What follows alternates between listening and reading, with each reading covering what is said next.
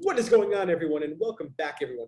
Welcome back to another episode of the Always Compete Seahawks podcast. I am Sam. That is Mike. And today, we're excited. Come on. We're in Seahawks football week. So excited. Seahawks football week. Preseason on Saturday versus the Las Vegas Raiders. I do not know. I think it's in Las Vegas, last time I checked. But that really doesn't matter because this is a big game. Most people forget that cuts happen after every preseason game. Just the major cuts happen after the last preseason game. But there's I think 10 cuts that happen after the first, 10 cuts that happen after the second, and then there's you have to be 20 or something after to get it down to 53. So yeah, we're going to be talking about guys who need to have a good game this week. But whether that's for, because they might get cut or because they have an opportunity on the table. And I'm going to get started real quick with a player that I think really needs to have a good game here. And that's center Kyle Fuller. Kyle Fuller, not the current Broncos corner, former Bears corner. Thanks for bringing that up. Yeah, but no. Kyle Fuller, because you might be saying, why does our technical backup center need to have a good game? Why? It doesn't make sense. It's the first preseason game. Well, Kyle Fuller is currently in a camp battle with Ethan Posek. Pete Carroll has said in press conferences, he says, this is a open competition. Nothing has been decided. It's the name of this podcast. You always compete. What is Pete Carroll's mantra? It's always compete. Unless if you're a superstar, you will be competing for a roster spot on the Seahawks. You'll be competing especially for a starting job. Russell Wilson. They signed Matt Flynn, and everybody's like, yeah, franchise quarterback. Imagine. And then Russell Wilson comes in. Pete's like, no, this is open. Russell Wilson was the job, and y'all know what happened from there. Everybody knows. But Kyle Fuller needs to have a good game for one reason. Ethan Posek will not play this week. He has a groin injury, I believe. It's a hammy, something on the upper leg, and he will not play. Kyle Fuller will be taking snaps and giving snaps to Russell Wilson. This is big for him because if he let's say that he really is competing for the starting job, and it's not just Pete Carroll, jibber jabber, where it's being Pete Carroll. Yeah, he's really competing for the starting job. If he and Russ gel, or if the offense really gets moving, or he's making good calls when he's up at center, because if you casual football fans don't know, centers get up and they're like the second quarterback. They're like, hey, guy over here, Mike, all that. They're pointing stuff out to offensive linemen and stuff like that. So they're the quarterback of the offensive line group. They're the quarterback of the offensive line. They're literally like a second quarterback with what they do pre-snap. Yep. Kyle Fuller needs to have a good game. If he wants the job, he's going to need to impress because chances are Ethan Posek will start de facto. Yeah. But assuming that, let's say that Ethan Posek comes back next week. If he plays well, I would not be shocked if we saw Kyle Fuller out there taking first team snaps with Ethan Posek next week. No, absolutely would not be surprised. And here's the other thing that is going to be so crucial for Kyle Fuller, right? Ethan Posek, let's be honest, is not a superstar center in this league. They're not really paying him a whole lot of money. So if at the end of the preseason, Pete Carroll goes to Russell Wilson and Russell Wilson says, hey, I prefer Kyle Fuller. Kyle Fuller's a starting center, right? Yeah, he's going to listen to Russ. He's going to listen to Russ. So if he plays well in the preseason, if he can establish that chemistry with Russ, and Russ prefers him over Ethan, he's going to get that start. So I totally agree with you. Kyle Fuller is going to be huge in this preseason. A guy I'm going to bring up that is really competing is going to be Penny Hart. Now, Penny Hart has had a really good camp. He's been making plays. The problem, though, is that he is probably the fifth or sixth receiver on the depth chart, right? DK Tyler are 1-2. Dwayne Eskridge and Freddie Swain are 3-4. So then you look, okay, fifth receiver, right? That's when you start getting into the fifth and sixth receivers, that's where it's right on the cusp of making the roster. Yeah, that's where you battle because usually in preseason teams have 10 wide receivers. Yeah. Oh, yeah. So That's what I'm saying. He's in a perfect position where he's not a starter, but he's going to be a starter for the preseason, right? He's the backups, right? Yeah. He's in the head of the backups. So if he goes out, he balls out in the preseason, like he's been doing in camp, like people are saying. If he balls out, then that'll ensure that he gets a roster spot, I assume.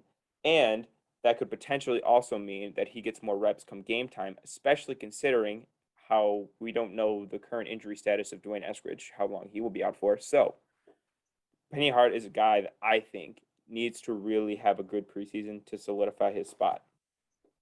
Yeah, I totally agree. I'm going to go ahead and rattle off another slot wide receiver for you, except I'm going with Mr. Undrafted.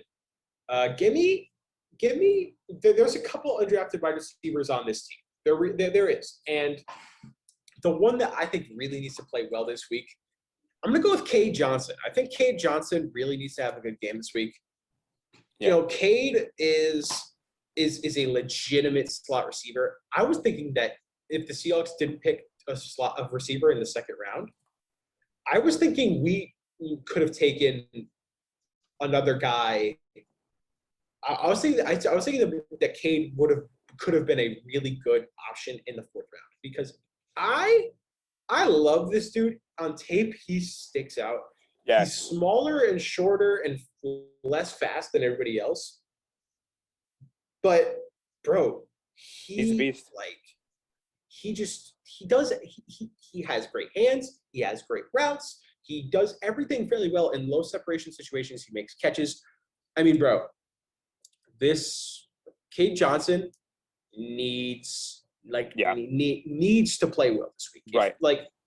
Because once again, he's if you think that Penny Hart's fringe roster, he is fringe roster. He's probably sixth, seventh receiver on the depth chart. I even forgot to mention John Ursua. I totally forgot about John Ursua. John Ursua, that was another guy who I was going to bring up because this is the last chance for John Ursua. Right. Honestly, he's probably overstayed his welcome in Seattle. Realistically, didn't mean to steal your thunder there. I just forgot to add that guy to the depth chart. But okay, if we just look at the depth chart, DK Tyler, Dwayne, Freddie, Dwayne when he's healthy, then Freddie, then Penny.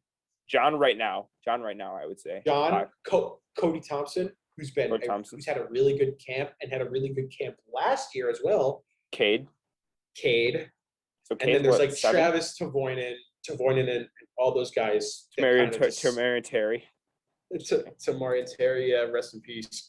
Rip. You know, I mean, he's not dead, guys. Don't worry. But actually, Aaron Fuller, who had a really good day of practice. I mean, there's a lot of receivers on this roster. We have 5. We have Anthony Ratliff Williams, another one who we just signed. 11 or 12 wide receivers right now. And Connor Weddington, another undrafted receiver who was a touted undrafted free agent. We have a lot of competition, honestly. Throw every wide receiver that's on 7 to.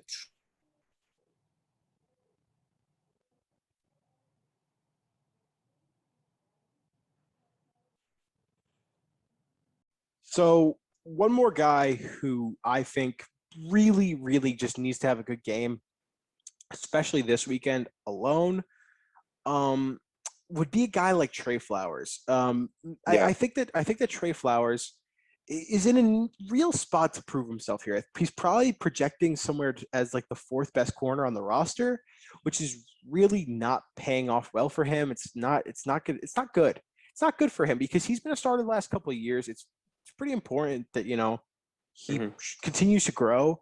And apparently he has been playing better, but is better good enough? That's the question. Is better good enough? And we're going to see that in this preseason game. I feel like Trey Flowers, we only have three preseason games. You don't have enough time to prove yourself. So you need to be good right now and show that you are good enough to earn a starting job on this roster when there's maybe the most competition that he's ever seen in the preseason game, or in the preseason game and in the roster alone.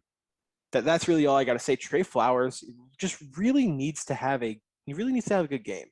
Yeah, I totally agree with Trey Flowers. Another guy that I am going to kind of throw out there that needs to have a good preseason. I think really that this guy was solid last year, and this is not so much he needs to play well to make the roster because I think he's going to be guaranteed to make the roster.